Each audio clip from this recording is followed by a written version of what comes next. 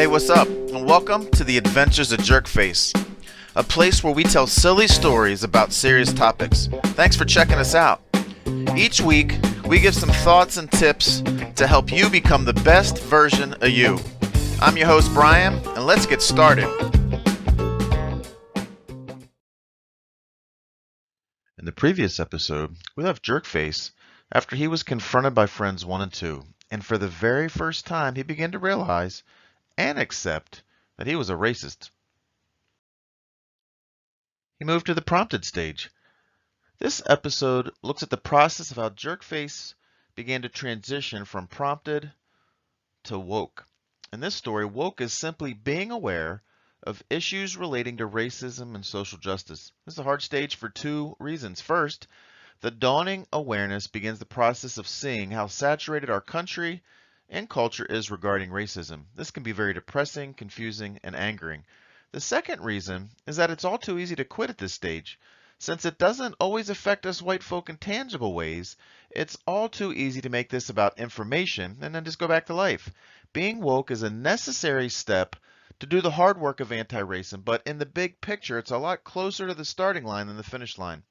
So let's get back to the story. But Jerkface was on the move, and he kept praying about it. Jerkface even asked his friends, "Hey, friends 1 and 2, I know I'm a real jerkface sometimes."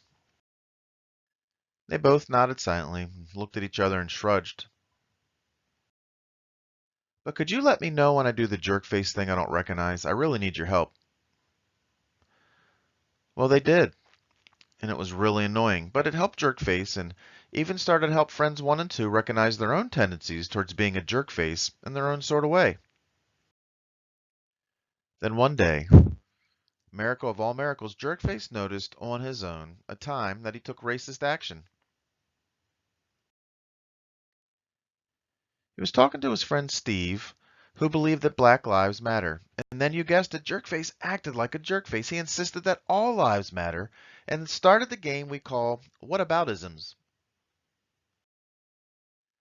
Steve simply mentioned that Black Lives Matter, and Jerkface wanted to know, what about his criminal record? What about him resisting? Steve simply said, but he didn't deserve to die. And Jerkface said, no, but what about black on black crime? Do they deserve to die? Steve shook his head and said, exactly, black lives need to matter, and in the US they don't. And Jerkface said, well, what about when white people die? I don't see any marches or protests when other people are killed. An exasperated Steve questioned, what? Do you know how many organizations there are focused on gun violence and education and healthcare every day, all the time? It's just not in the news. And Jerkface said, well, what about black police chiefs and black mayors? And for Christ's sake, you even had a black president. What about that? Steve was stunned. Again. And Jerkface, feeling like he was winning the argument, went for the closer. And what about abortion? Miraculously, Steve did not internally combust as Jerkface went into multiple adventures and missing the point. Steve did pull it together and said, Jerkface, you're a white, privileged, racist jerkface. All without punching him. Wasn't really sure if Jerkface could handle him just being black, let alone being angry and black, but Steve also felt that wasn't his responsibility anymore. Jerkface was hurt that his friend would say this to him of all people. So, as was his norm with these sorts of things, Jerkface ended the conversation abruptly with, I'm just a dumb white guy, what do I know? Later, as was Jerkface's norm, he went and talked to a friend about racism and asked him what he thought about Black Lives Matter. And friend number 1 tentatively asked, what do you think? Jerkface said, I recognize that there's a problem within the USA about race, but ignoring everyone else isn't going to solve anything because all lives matter. Friend number 1 asked, if my wife comes to me in obvious pain and asks, do you love me? And I answer, I love everyone. How would she feel? Well, Jerkface said, probably not too good. Friend 1 said, "It's truthful." "Yep," said Jerkface, "but also hurtful and cruel in the moment." Friend 1 agreed and went on. The coworker comes to me upset and says, "My father just died," and I respond, "Well, everyone's parents die. That would again be truthful and..." "I get it, I'm a jerkface, and I wouldn't even say that." Friend number 1 was quiet for an awkward second, and then he said, "So when Steve speaks up at a time of obvious pain and hurt and says Black Lives Matter, a response of all lives matter is truthful, but it's hurtful and cruel in this moment." Jerkface connected some dots. He recognized that all lives matter, though truthful, was hurtful and cruel and the kind of thing a white moderate with a lukewarm acceptance type of racist would think and say. Instantly, he wanted to talk to Steve, but didn't know what to say or how to say it, or if Steve would even want to talk to him. So he called friend number 2. It was easier and could make him feel better. Jerkface started the conversation with a confession.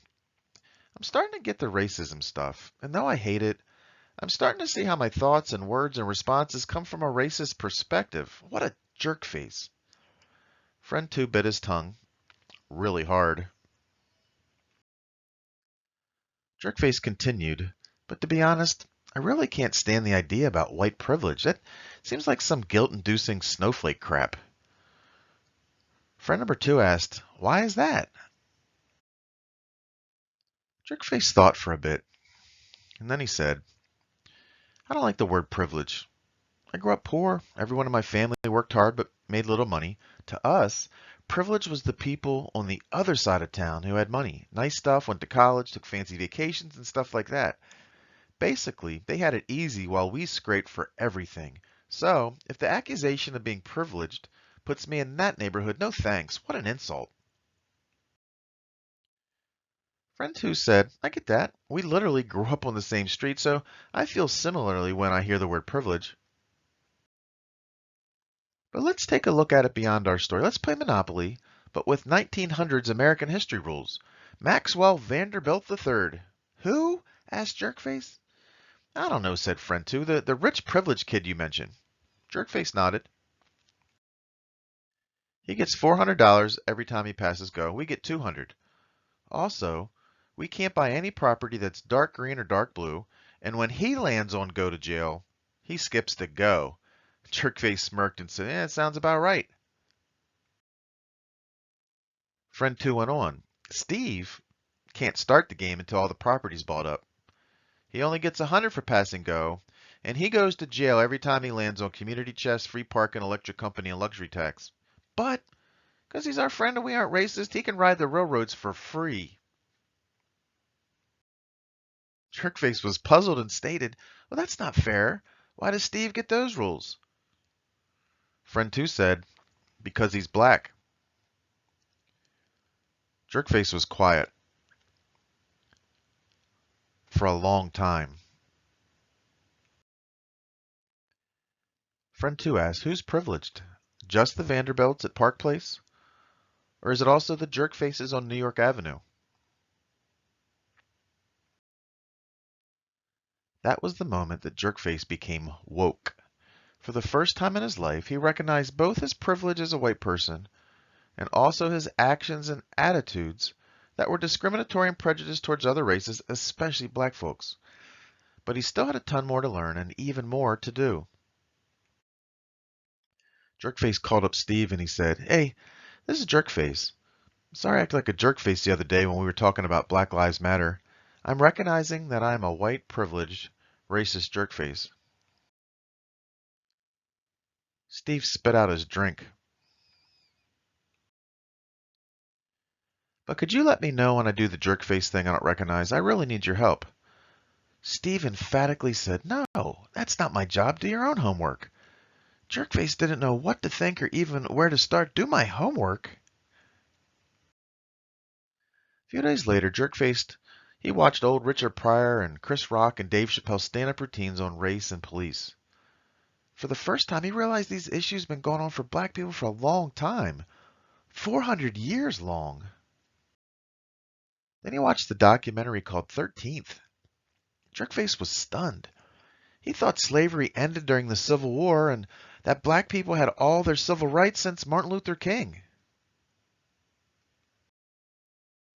Then for the first time, he quietly watched the murders of Eric Garner and Michael Brown and Walter Scott, Philando Castile, Ahmaud Arbery, George Floyd, and Rayshard Brooks. Then he watched a white kid named Dylan Roof, after murdering 9 black people in a church in cold blood, get Burger King with the police while they peacefully arrested him. Jerkface wept for a long time. Jerkface literally couldn't go on. All this was new to him and it was too much to handle. Jerkface shared with Steve all he was watching and read and asked him if these kinds of things ever happened to him. Every day. It's new to you, but this is my every day. And I've yet to meet another black person who has it any different. And Steve walked away and left Jerkface to his own thoughts. Jerkface grew up on the same street as Steve, yet they also lived in very different realities. And Jerkface never knew it. If you made it this far into the story, well done. This is not easy stuff to process. Moving from prompted to woke is a huge step, but remember, it's not the final step. Check out the chart that's in the video. Pick a zone, and in the zone, pick one item. Wrestle with it. Talk to some friends about it. Comment on this post. But whatever you do, stay prompted and stay woke. Thanks for joining us this week on Adventures of Jerkface. Make sure to visit us on social media or on our website, jerkfacepodcast.com, where you can subscribe to the podcast. You can also subscribe on your favorite podcast app. Look for Adventures of Jerkface, or if you want to watch the show in video format, check us out on the Jerkface Podcast YouTube channel. And until we meet again, stay prompted, Jerkfaces.